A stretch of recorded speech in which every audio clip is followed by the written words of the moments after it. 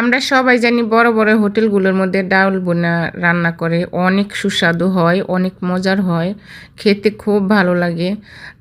এই যে আমি রান্না করার আধা ঘন্টা আগে ডাউলগুলি মুসুরির ডাউল ভিজিয়ে রেখেছিলাম। তো সুন্দরভাবে ডাউলগুলো ভিজে এখন টইটুম্বুর হয়ে গেছে। তো এখন এই যে আমি কিছু আলু কুচি কুচি করে আলু কেটে রাখছিলাম।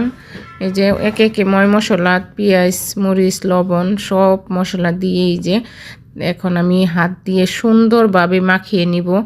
তো মাখিয়ে যে লাস্টে এখন আমি যে পাকা টমেটো এই যে দিয়ে দিছি একটু সম পরিমাণে ছোট ছোট 3টা দিছি আমি আর কি, আপনারা চাইলে 4টাও দিতে পারেন।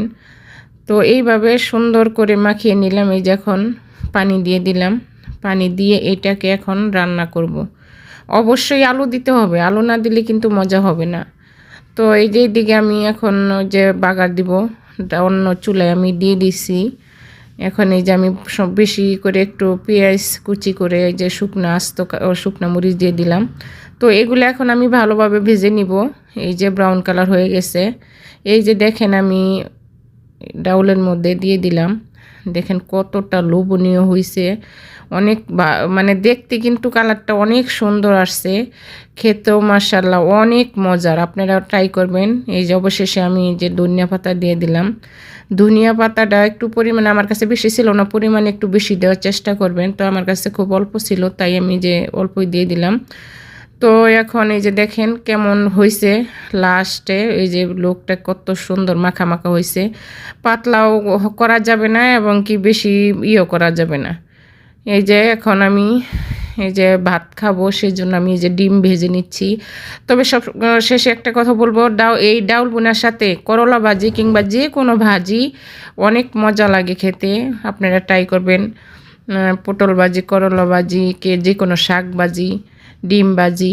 তো আমার কাছে কোনো সবজি নাই, কোনো নাই ফ্রিজে, সেজন্য আমি এই যে ডিম ভাজি করে নিলাম।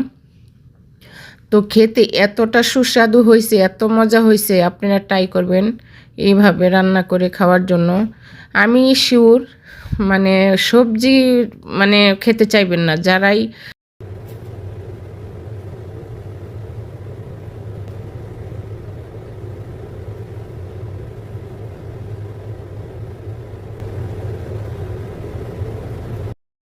আর আমরা অনেকেই কম আর বেশি জানি যে পেঁয়াজ শরীরের পক্ষে অনেক ভালো, বিশেষ করে কিডনির ভালো থাকে।